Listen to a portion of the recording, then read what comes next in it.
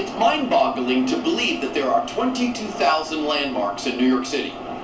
Out of them all, one that stands out is the building that looms behind me, Grand Central Terminal. Built in 1913 by railroad baron Commodore Cornelius Vanderbilt. The terminal is made up of 80,000 square feet, and on an average 22-hour day, which is the amount of time the terminal's open, approximately 500,000 people walk across this floor.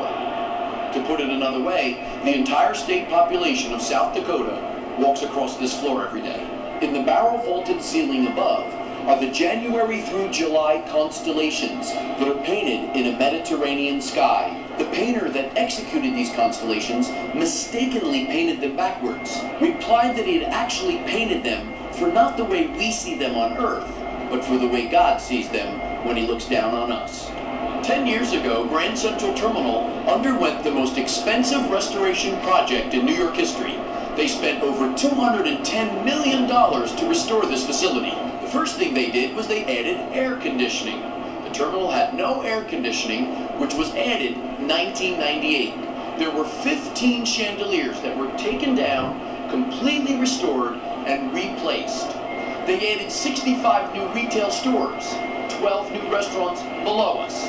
But without a doubt, the most surprising thing that took place during the restoration was they cleaned the building. And when I say clean, I mean clean, where they washed away 88 years worth of dirt and soot that had accumulated all into the walls and the ceiling of the terminal. It was such a dramatic night-to-day change, they decided to keep one spot uncleaned.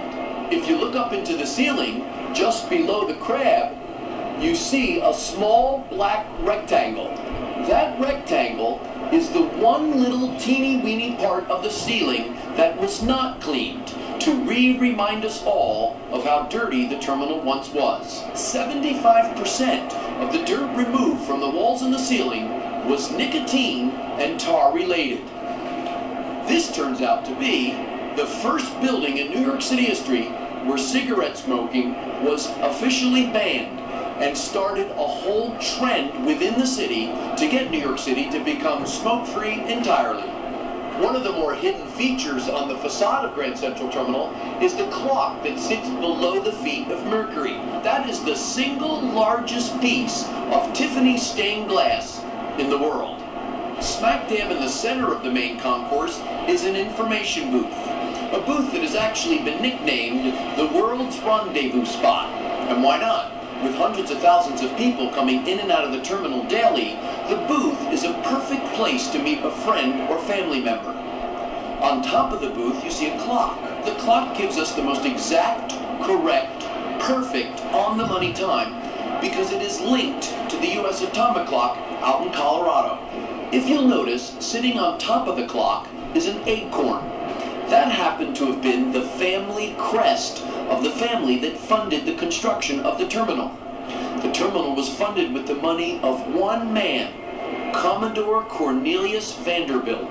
If you look at the top of the terminal, you see the three figures, Mercury, Hercules, and Minerva. But more interesting is the figure that stands below the statutory group, the statue of the one and only Commodore Cornelius Vanderbilt.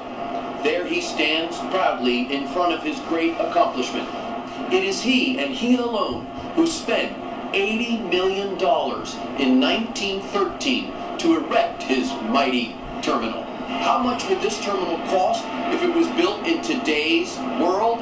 Over $2 billion. So I think it's rather appropriate we address that the terminal is priceless.